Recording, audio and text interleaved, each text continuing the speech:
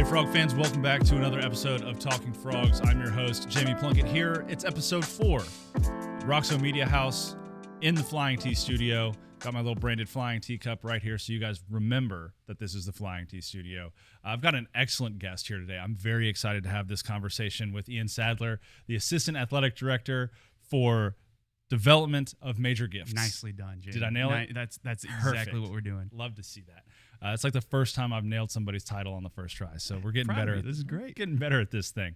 But I do appreciate you coming on the Talking Frogs podcast today. We've got a lot to talk about. But first, I just want to get your feedback on our digs here at the Flying Tea Studio. Man, this place is amazing. I think that when you first walk into, and if you all haven't experienced this setup, you should. And maybe there's more security for everybody else, but you walk into the facility and you're just blown away by just the setup of everything, right? There's TCU all over the place. There's some cool memorabilia that might go back to some J.W. Wilson days, and so this whole setup, just you all can't see this, but if you look behind here, the different sets, this is some big time stuff here. So.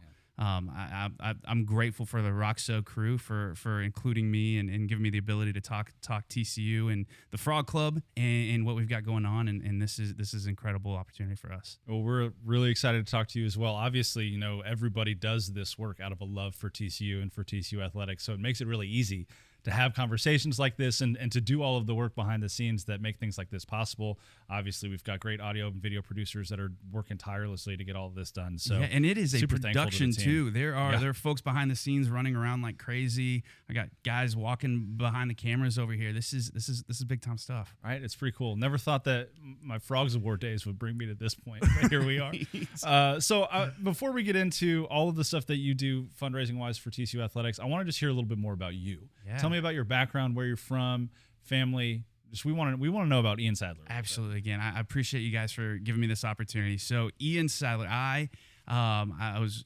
born in Missouri. Okay. But quickly peeked my head out and realized that I needed to get back over to the state of Kansas. So I grew up in Kansas. I come from a large Hispanic family there. I'm first generation college graduate. Really started off with a family that if you didn't go on to working for the beef plant in my hometown, you went on to either the military or to become a teacher in some capacity. And so early on, I thought that was going to be the case. I thought I was going to become a teacher. So I went to a 4-year college in my hometown. Had a blast in the pros and cons of ways, and found myself in the position to try exploring some bigger opportunities, which is probably the best way of putting it. And in around 2007, 2008, some great things happened at my alma mater there, and I won't mention my alma mater, but it is the team that TCU men's basketball beat March 1st by 10 points in Fort Worth. So y'all can Google that, but everybody knows, right? But yeah, I graduated from the university there and really was fortunate to find a career working in college athletics. Initially, I was at the University of Arkansas doing corporate partnerships. Got an opportunity to go to the University of Kansas where I did marketing there. Trying to, at that time I was really focused on rolling t-shirts, rolling posters, and getting folks to show up to women's soccer and women's volleyball events, and did a lot of the public address announcing while I was there and enjoyed myself, and got an opportunity to go down to the University of Houston, spent some time at the University of Tulsa. Most recently, I was at the University of Mississippi, and then over the last 8 months, I've been presented with the opportunity to come to Fort Worth, and huge opportunity here. I'd get in trouble if I didn't acknowledge my beautiful bride, Meredith, and we've got 5-year-old twin boys, Luke and Landon. So that explains the bags under my eyes, and but no, we have an incredible family, and getting closer to my wife's family. She's from the Dallas area. TCU has been the perfect setup for us, and obviously Jeremiah and Michael Levy have been phenomenal in providing us the resources to be successful here at TCU, and we're just excited to continue on.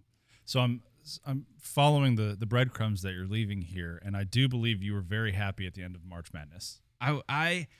I was happy. So I took an opportunity to focus on that team for the expanse of that game, right? Sure. Prior to that, it's all TCU purple. The second it was done, it's all TCU purple. But I'm grateful to be back in the Big 12 because we have the best basketball in the country. In my opinion, we have phenomenal growth with football in this conference, and all of our other sports are just on the right trajectory, and we're continuing to grow in the positive direction. So do you think the momentum, this is not on my run sheet for our conversation, but I do want to hear your perspective on the momentum that TCU basketball has right now. Gosh. How is that going to carry into 2022?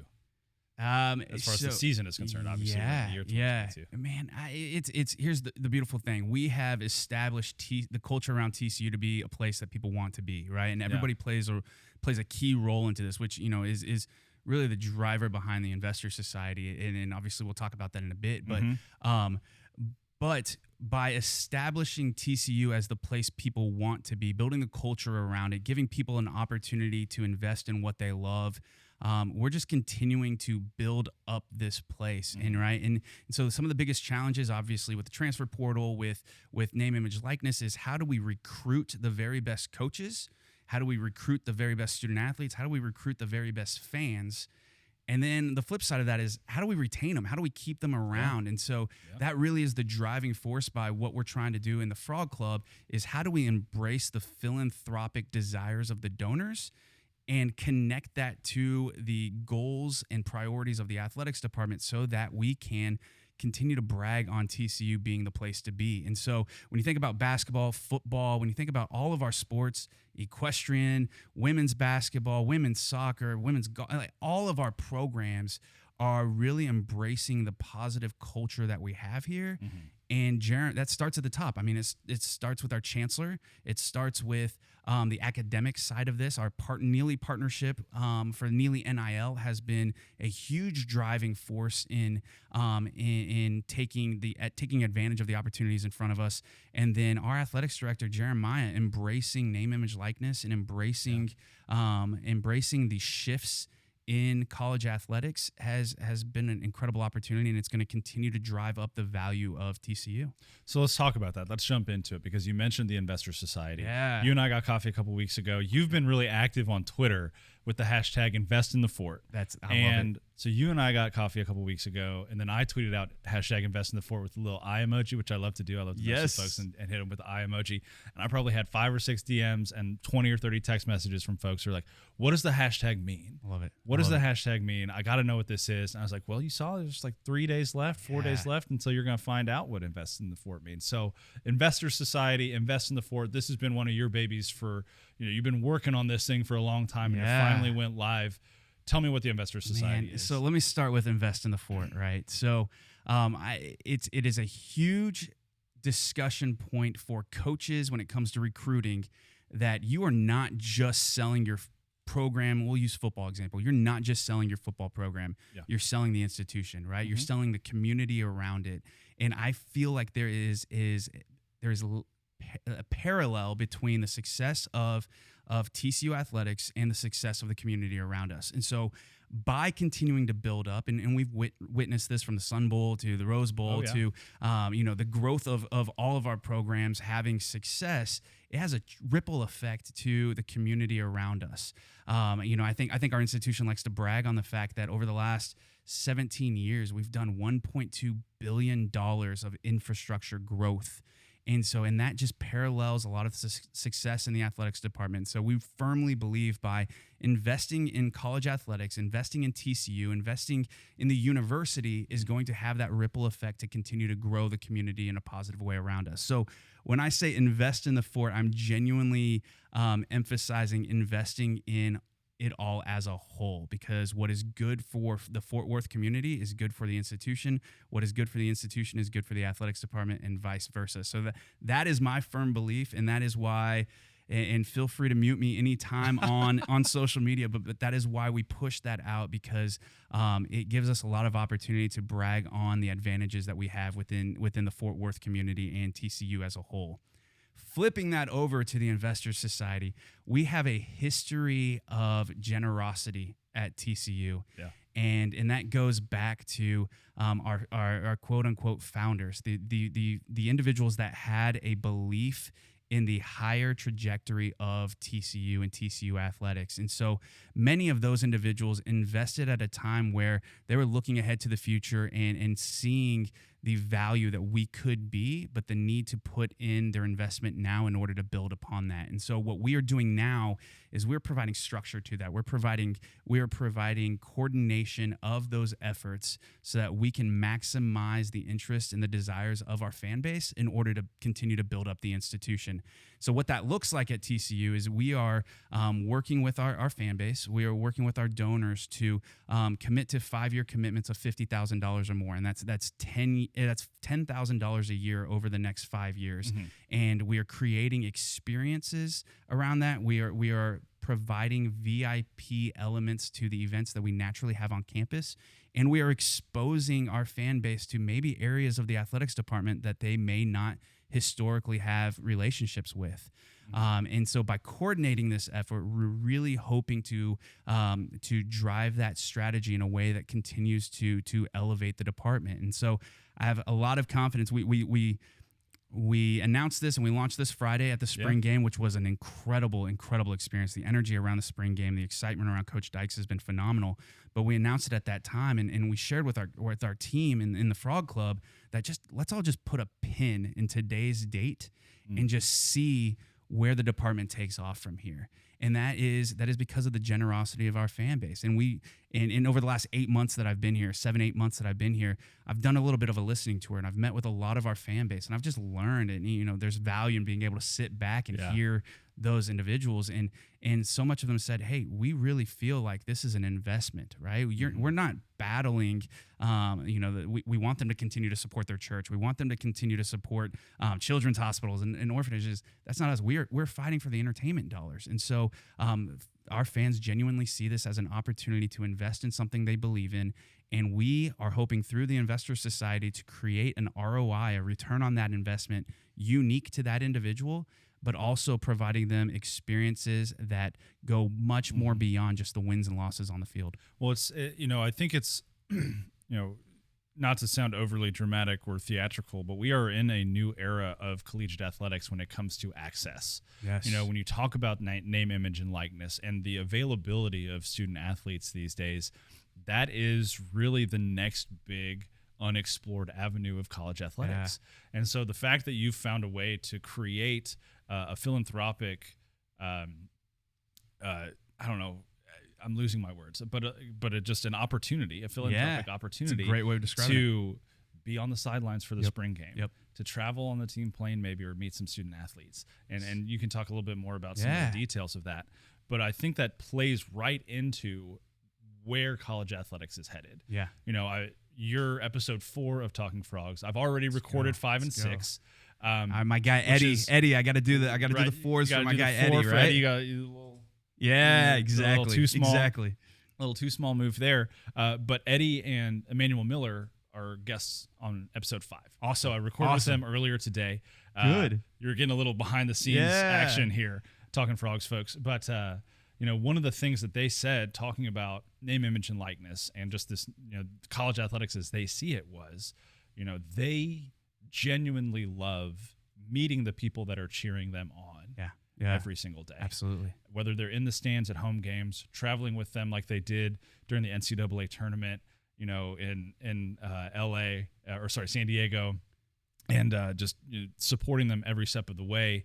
It really feels like beyond all of the financial aspects of this new era, there is a genuine opportunity for relationships that never would have existed in previous eras of college athletics. Yeah, and that is so much of, again, I keep saying the driving force behind what we do.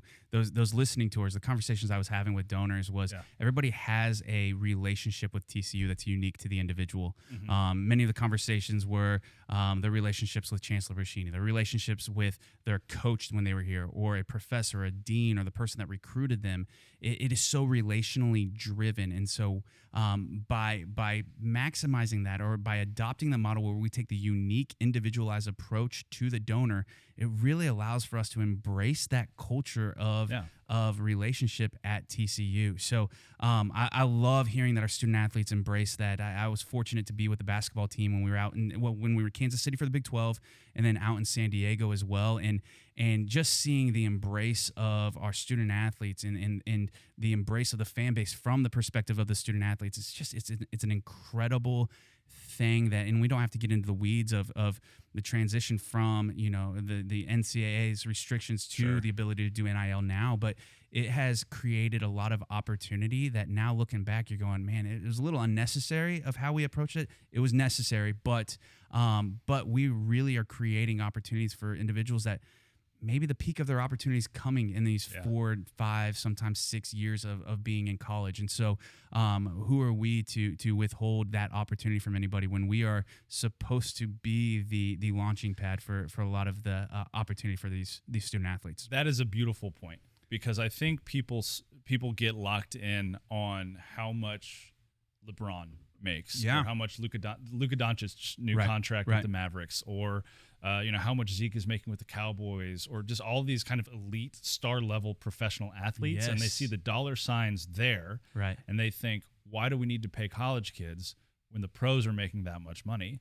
But you think about the percentage of student athletes who actually make it from the collegiate level to the professional level, or you're talking about sports like baseball, where the majority of professional baseball players, their whole career is in the minor leagues. They never make it to the major leagues, and they never get paid that in big food coupons contract, and living on somebody's couch. They're riding buses, they're staying in motels, absolutely. They're getting $35,000-$40,000 a year. Yeah, and so you start to think, okay, if we can move beyond the big paychecks that professional athletes get and recognize that student athletes now have an opportunity to get life-changing, family life-changing money. That's now, the big one. Absolutely. Right? Yeah. I've heard stories from some of these student athletes at TCU about, the NIL money that they're getting. They're sending that home, right? That's paying bills. That's keeping the lights on. That's feeding family members. That's feeding kids, right? And just the life-changing money that comes from opportunities that have been opened up now at this level.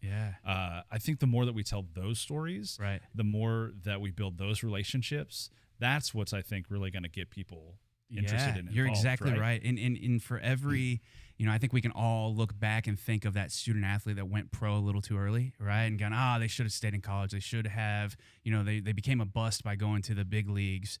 I think that this creates that opportunity. This is a great opportunity for the schools to continue to or the fan bases as well, hold on to some of those student athletes that otherwise might be forced into a decision that might not be in their best interest, right? And so being able to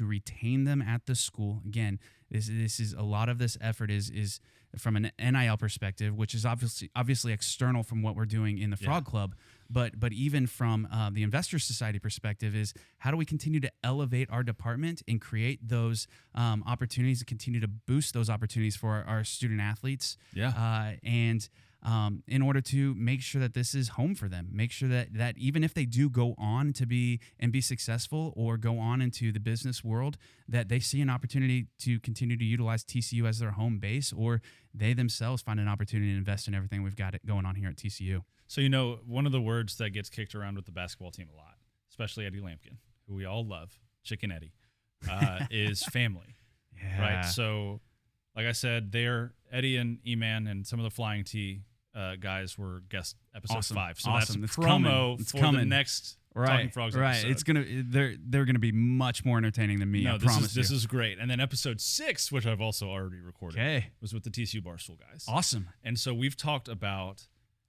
family and relationships and culture around TCU athletics in those episodes as well, which is a great teaser. But for you, from your perspective, development and major gifts, how does the culture around TCU, that family relational aspect, make your job easier? And then on the other side of that, what are some of the general challenges that you guys are facing on a daily basis? So that's a great question. And actually, I'm going to have a drink first. A little bit of Richard's rainwater. You love to see it. Man, that's delicious. Right? I might make my way out of here with a case of this stuff. Man, we're getting some great Richard Rainwater clips today. I love that. Yes. Okay. So to answer your great question, we are not in there are certain sales techniques that are required of anybody that facilitates contributions in various manners, right? I was very fortunate yesterday to get to visit with the Neely entrepreneurial class. And so while they're they're focused on investors in their company, I'm focused on philanthropic investments in the athletics department, right? Yeah. And so there are very specific key elements that are very similar in both industries, right?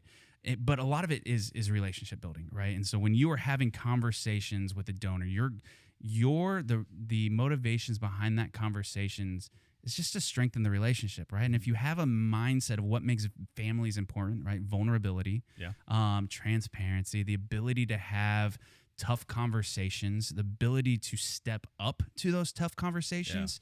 Yeah. And that's what makes families strong, right? Families strong.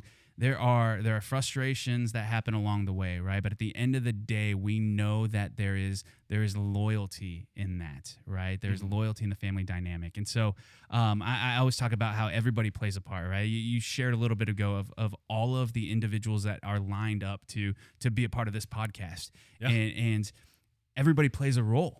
Right. And so I have conversations with our staff that, how do we maximize the experience of being a horned frog? And I talk about tips, right? TIPS, tips. It's tickets, making sure everybody has their tickets. And I is investments. P is promotion and making sure that you are really celebrating the successes on the field. You're out wearing purple on game day. I'm going to call you out in purple. Come on, man. I'll get you a shirt. Oh, it's on the shoes. Yes, it is on the shoes. I've already been made fun of once today because my shoes don't match my shirt. But here we go. Yeah, and then the S in the frog tips is really support, right? And whether that's sponsorship through name, image, likeness, which we can't be involved with, or it's sponsorship of corporate partnerships, which our friends at Learfield are helping us with. Everybody plays a part, and I think that within a family dynamic, everybody plays a part, and we want to do our best to help those individuals identify what their part is, and continue to steer us all in the same direction, which, in my opinion, is positively. There's growth ahead. We are trending in the very best direction, and a lot of that comes from a unified approach, and that's what we're hoping to do with Investor Society. You're seeing this, a unified approach of everything that you all have going on here with Roxo, with Frogs Today, with this podcast. You are bringing in all of the individuals that are celebrating TCU athletics, and it's just adding value, and it's continue to build it up. And so imagine, I keep saying this, imagine the investment today and what that return is going to look like on the future of TCU athletics. And I'm confident it's going to continue to grow, but it requires everybody to come in and support it in the right direction. Do you ever give locker room speeches?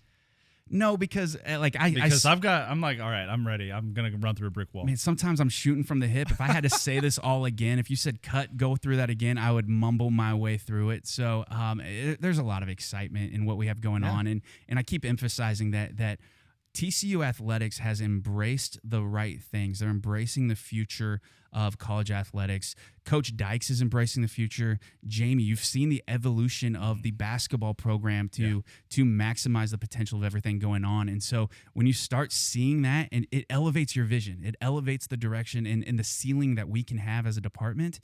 It's all dreaming from here, right? Now it's all, let's get everybody supporting, everybody driving, everybody on the same beautiful purple bus headed in the right direction. Let's fuel this bad boy up and let's go.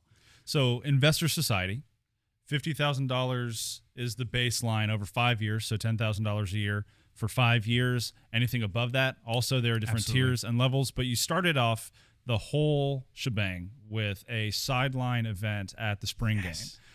Talk me through what that event was like. Was it successful? And just walk me through your perspective on the spring game from the sidelines. Yes. So there is something, again, the special family aspect of TCU is that there's groups of our external units and internal units that meet together to talk football, right? So we bring in a lot of the individuals that have responsibilities around sporting events, right? And so we were in the room discussing what the spring game was going to look like and some of the elements there, and there was just discussion of, well, I think that we're going to keep the whole team on the west sideline. Mm-hmm. And we're going, okay, cool. That leaves the east sideline wide open, right? Yeah. And obviously the athletics department is incredibly supportive of this launch. It kind of allowed us to, again, be creative. What kind of experience, and this is how we've adopted this mindset with the Frog Club, is how can we provide the most unique experience that any of our fan base has ever had? And I may say that any fan base has ever had, because we may be the only school in the country where the head football coach says, hey, I'm going to keep all my guys on one sideline. Let's open up the east side to our donors and those individuals that are supporting us at a high level, and let's create something special. So it was a phenomenal event. We had around at the same time, we probably had about 70 people down there, but throughout the night, probably about 120, 125 individuals coming down on the field various ways. We worked with our concessions partner, Sodexo, to provide food and beverage, access down on the field, come and go, and our fans enjoyed the heck out of it, man. They were down there in the game. You know, we had a couple of kids we had to pull back from the sidelines, but it was there. The energy was there. You look up in the stands, and I had to pinch myself. I'm like, this is a spring game. Just the level of energy and excitement going around the place was awesome. We had one-on-one conversations throughout the night, but the energy was there. And if you've ever had to have a conversation about support, where else is the best place to have that but standing on the sideline at the 50-yard line of Amon G. Carter Stadium, right? What an experience for them. But those are the type of events that we are hoping to continue on within the athletics department. So yes, Investor Society, it's a 5-year commitment of $50,000 or more, and that's really the baseline experiences. And we're hoping to host experiences around all of our individual sports, and that's not only just football, basketball, women's basketball, baseball. That is equestrian. That is women's golf. That is tennis. All of our tennis. That is all of the programs. I give this great example. One of our earliest investors it's an incredible individual out of Michigan, and his heart is for the equestrian program, because his wife is involved in it, his children are involved with it. He goes, but I grew up loving football and loving men's basketball, and I go, well, this is the perfect opportunity for you, because your support is going to go towards equestrian, and it's going to elevate the heck out of that. But your experiences and what you get to experience on game day is not limited to equestrian. It is going to be sideline access at football games. It is going to be potential opportunities for traveling with the teams, behind the scenes access. One of the goals that we have is to host galas, high level VIP events, and we are such a social culture. If we've learned anything over the last couple of years, is that we thrive in community, we thrive with our family. So how do we maximize those opportunities and create those opportunities to provide that best experience possible for our fan base? But yes, we have various levels with it. It's $50,000 and above, and some of those experiences are guaranteed for some of those higher levels, but it'll have a trickle down effect. So as opportunities present itself, we will be inviting that group to join us and be able to see what the return is on their investment. And again, that goes beyond just the experiences and the events. That goes into, hey, here's what your financial support has gone to. Yeah. And there will be quarterly reports in this showing, hey, your support has helped us enhance this area of the department. And that could be anything from growth of scholarship, growth of endowments, growth of operational budgets, but also when certain teams and programs have the need to replace certain aspects, or to invest in additional technologies around the departments. We are providing the resources to the coaches to make real-time decisions that are going to be impactful for their teams. So I was talking to the TCU beach volleyball coach, Hector Gutierrez, a while back. Man. It was he and I had a phone conversation right before they flew to Los Angeles and just kicked the crap out of UCLA a couple of times. Absolutely. But he mentioned in that conversation that he got support from the very top of TCU's athletic department with Jeremiah Donati to create a schedule that for a beach volleyball program located in North Texas might not be the most feasible thing, right? Because you're competing. If you want to play the best of the best in beach volleyball, right, you got to go to each. You got to go to Florida. A beach. Yeah, you got to find a beach. Florida, California, or Hawaii. Yeah, and that's not ideal for a non-revenue sport to fly all the time like that. Yep. And so he said when I approached the athletic director with this schedule, he said, yeah, go for it. You know, and so when you're talking about in the investor society aspect of that now, that's a lot of flying for a pretty big program. That's 24 student athletes and a coaching staff. That's right. Getting to California One of multiple times. Best coaching staffs in the country, by the way. Incredible If not coaching the best staff. Incredible coaching staff. But to get them to Florida all the time, to get them to California multiple times, to get them out to Hawaii for that incredible tournament that they just absolutely ran through.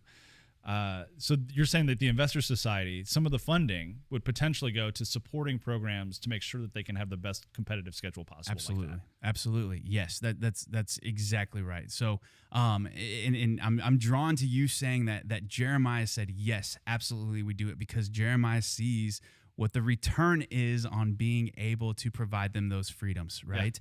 Yeah. And so we as a fan base get to witness that as well, right? Number 2 team in the country. And quite honestly, should probably be number 1.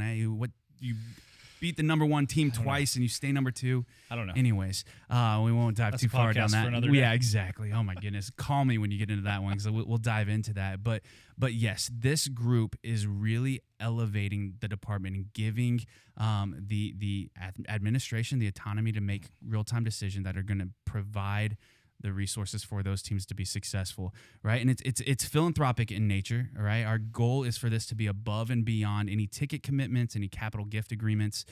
This really is for us to go above and beyond, and in return, we're going to go above and beyond for those individuals that can help us. Yeah. So it's a special opportunity here, but like I said, when you are able to remove the excuses from the coaches and remove the barriers for success, the opportunity is endless. Like we're going to continue to just elevate the ceiling for the department. You've seen that with beach volleyball. You've seen that with tennis. You've seen the growth and development of men's basketball. I'm excited to see the direction that football goes under Coach Dykes' leadership. So it is there's a lot to come. And so my mindset is let's invest now and let's see where this can take us because the timing and being able to make decisions now for the growth and development of our student athletes is only going to positively impact the future of TCU. Love it. So let's pull back for a second. Okay, awesome. Because I think some of what I'm hearing from folks that I've been talking to, not necessarily associated with TCU, but just fans of college athletics in general, with the way name, image, and likeness is going. Right. And with the way major gifts in general are going at the collegiate level, it feels like the bulk of the conversation is around incredibly large sums of money. You talk about the Quinn Ewers NIL deal that was like $1.4 million. We're talking about minimum of $50,000 for the Investor Society right now. How can folks who maybe don't have the ability to make that large of a commitment to TCU, how can those folks still participate in contributing and fundraising and just being a participant in TCU athletics? Absolutely. So there is, I might burn out the whole investor's mindset, right? But if you think about diversifying your portfolio, right? If you think of all of the elements that can go into, and we just talked about it, the tickets, the investing, the promotion, the support of sponsorship in various ways, being able to diversify that is going to elevate everything, right? Rising tides raise all ships. Yeah. And so we've taken the approach of embracing it all. We don't have the largest alumni base, right? I'm sure I need to memorize those alumni statistics. Less but it's than 90,000. Right, 90,000 living alumni, right? And so we really need to create opportunity for all of them. And if you think about the experiences and the elements that we are identifying around the athletics department, around Investor Society, our goal is by creating those high-level experiences, we're going to continue to enhance everything else around it, right? We want to grow the brand, and that's going to impact T-shirt sales, right? That's going to get more purple out in the community. We want to grow our individual tickets.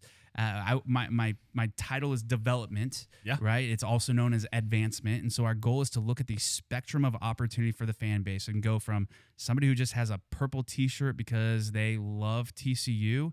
How do we make them a single ticket game holder? How do we get them on campus? How do we turn that into a mini plan ticket holder? How do we bring that into a season ticket holder and get them into supporting the Frog Club and then the club seats and a suite or making a major gift? we want to identify where the ideal fit is for the individual, and we want to grow together, right? And so that's a beautiful thing about being experience and event driven with the Investor Society is we're really embracing a group of donors or prospective donors that have an opportunity to grow with the institution. A lot is going to happen in individuals' careers over 5 years.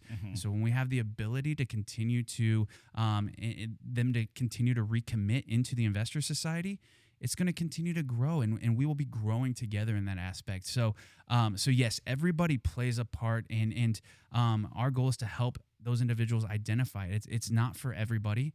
And if your heart leads you to supporting exclusively NIL, awesome. That's important for TCU. If Investor Society is the right fit, that's awesome. That is perfect for TCU. If it's ticket holders, single game, if it's just to continue to purchase T-shirts or put, or get a purple light or a decal on the back of your car, we're all just elevating the brand and we're expanding that brand, and that is what is in the best interest of TCU as a whole. I love that it's just everybody plays their part. Everybody has their role. It's and family. It's family. Everybody important. has a key role. I've listened to my twin boys, Luke and Landon. We've watched Encanto 500,000 times in my house. Don't talk about Bruno, okay? Right, exactly. But if you watch that show, everybody plays a key element into that family, and it's the same thing with TCU. If we are a family, everybody plays a key element in what we do, and it's something special. Absolutely. So you mentioned NIL. Yes. And I want to talk about how that plays into your job and your role and the Investor Society, because it seems like you've talked a lot about everybody pulling in the same direction. Yes. And then kind of naturally, though, there are some branches to that direction. Maybe you're not pulling completely 180 degrees apart, but NIL may be going a little bit this way and other fundraising going a little bit, maybe 45 degrees off of it or something like that. When you're looking at, you've talked about the smaller living alumni base and leaving no stone unturned and creating opportunities for everyone, really just trying to get as much meat off the bone as you possibly can. Right. How do you go about creating a strategy that gets you what you need for the Investor Society to work, but also recognizing that the NIL is pulling from that same pot and other organizations are maybe pulling from that same pot? What's the balance and the structure and the push and pull to all of that? That's a great question. I'm going to get another drink before this. Richard's Rainwater, folks. Love it. So, great question. And to politely go against the mindset of everybody fighting for the same pot. Yeah. It is a pie. And we don't need a bigger piece of the pie. It's nice in theory. What we need to do is continue to grow that pie. Make it a bigger pie. Right, exactly. Okay. Make it a bigger pie. Again, folding in members of that family, right? Mm-hmm. This is going to be a common theme. Yeah. Folding in the members of that to find their place, right? Not everybody is currently leaning in on what's going on at TCU. And so by us, we get tons of fans that come to campus for all of our events. My staff, which is incredible staff, Ashley Beebe is our newest staff member. Mm-hmm. She's a major gift officer for us. She and I are hitting the road, and we want to go out and see people. And we are taking the opportunities to go see some folks that may be skeptical of the changes in the department, may be skeptical of the direction that we're going. And we're really hoping to answer as many questions as we can. We're hoping to listen to their thoughts so that we can provide positive impact on that. So where I think the question can be that you're asking is there competition between the two? I don't necessarily think so. I think that while we may head in branches, right, I think the tree's still going up, right? And so we have great relationships. At the end of the day, our fan base likes to ask, what should we be doing, right? Like, what is in the best interest of TCU? And that's awesome, right? And so, again, it's diversify your portfolio. Make sure you are helping to elevate every aspect of what we have going on. So we have great relationships with the fans that are doing generous things with the NIL programs. And so we are really just grateful that they are supporting that, and we're grateful for everybody for playing a part in it. But we as an institution are doing the right thing by embracing NIL, and that's as an institution, not just the athletics department. Yeah. What again, I keep emphasizing this Neely NIL that Dean Pullen and Rodney and Antonio are doing with Neely right now. That's just changing the game, and that's something that we can take pride in. And so, for us to see anybody as competition is not the right way of thinking about it. It's team. It's we've got 11 players on the field. Everybody plays their part, and while one person may feel disadvantaged because they're blocking for a running back, and normally they'd like to be going out for passes, it's all just taking us in the same direction. So it's a great thing, and the fact that we are approaching it as a great thing is something for our fan base to be proud of. Does the strategy change at all when you think about the future of the Big 12 as a conference, with Texas and Oklahoma going out the door, other schools that are not as big of a brand name coming in the school from a competition standpoint, from a conference caliber, quote unquote, standpoint? Does that change the strategy at all for you guys? It in a sense, it helps support the sense of urgency. Okay. Right. Like if it's the, my father-in-law generously has talked to me about retirement and needing to put funds in now, because as that continues to grow and compile, like in the future, the earlier you can do that, the more it's going to compile, and it's going to be much larger at the end game. So how do we think about what 23, 24 looks like? I think there was just an announcement today that it's official. Those teams are going to be Houston, coming in. Cincinnati, and Central Florida. They're going to be coming in 23, 24. What can we be doing right now so that when they come in, the cream is rise to the top, right? Like what can we be investing in right now as a department to make sure that when those teams coming in, we're already, and we are in various ways, but we are already continuing to operate ahead of the game for them, because those teams right now, they're coming up with their plans of how do we go in with a big splash. Well, we're doing the same internally, and that starts by us giving legs to the Investor Society, because when decisions need to be made quickly, the support is going to be there to allow our administration to do that, and that goes the same within 2025 when Texas and Oklahoma leave. It's how at that point are we solidified as the premier athletics program in the new Big 12? Oh my gosh, I think that opportunity is it's at our grasp. So we just need to coordinate. Yep. We needed to embrace the opportunities that are going on in this industry. We needed to continue to enhance the culture around TCU, and we need to embrace the opportunity that our fans want to get together. Our fans want to have a unique high-level experience, and we are maximizing all of those elements to hopefully create the perfect programming for those individuals who are investing right now. And it's all over the board. There's folks that are coming in at a really high level. There's folks that are coming in at $50,000, and it is all very important, and they're going to have an incredibly unique experience at TCU. That's incredible. I've got two more questions for you. Bring it. Most important questions that I'm going to ask you. All right. First being, does the Grove live up to the hype? You worked at the University of Mississippi. Does the Grove live up to the hype? The Grove does, right? Okay. So I think their promotion is that they've never lost a tailgate.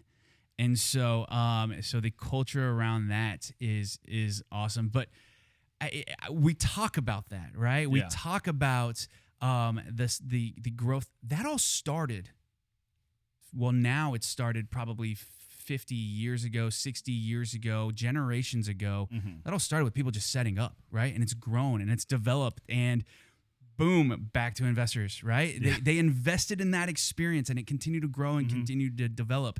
Same thing here. So we have an awesome culture around the fan experience at football, the fan experience about basketball. Those Barstool guys, what they've done to establish the student experience. A lot of that's also been in partnership with the Student Frog Club. We have some of the best graduate assistants in the Frog Club on the planet. Elizabeth and Jordan, they have visions, they have ideas that they've organized to continue to enhance that experience for everybody, right? So yes, the Grove is an awesome experience. If anybody ever gets an opportunity to go there, pick a weekend that TCU's not playing, go experience.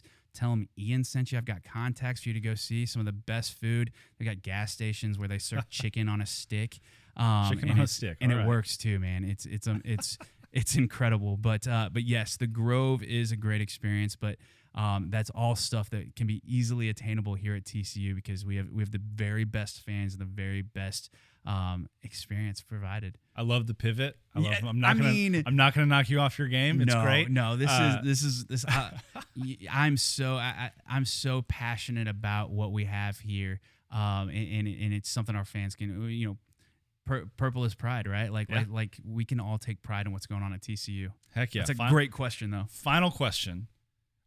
Remind everyone what your Twitter handle is so that they can join you in using the hashtag Invest in the Fort. So my Twitter handle is my name. It is Ian E. Sadler. Okay. No relation to M.E. Sadler. I did appreciate on my first campus visit, Cam and the Frog Club taking me over to Sadler Hall and rolling out the purple carpet for me in that naming. I did some research after the fact and realized it wasn't for me. But yes, Ian E. Sadler is my social media handle on not only Twitter but also Instagram. And I love to tweet out and love to post hashtag Invest in the Fort. Just because again we have the ceiling is high, the growth of what we have in front of us. It's a perfect opportunity for us to just continue to elevate this beautiful institution that we have, and so visit and it's the same moniker. Our website, if you go, you can either access through the Frog Club website. You can click on ways to give, major gifts. It'll take you to the Investor Society link, or you can just straight up go investinthefort.com, and that will take you to all of the information. Check it out. There is a button on there that says request a meeting. We love that. It kind of allows folks to raise their hand a little bit, but please give Ashley, myself, Michael Levy, Cam, John Denton, give us all the opportunity. Come learn your story. Come learn why TCU is important to you and help us enhance your experience overall.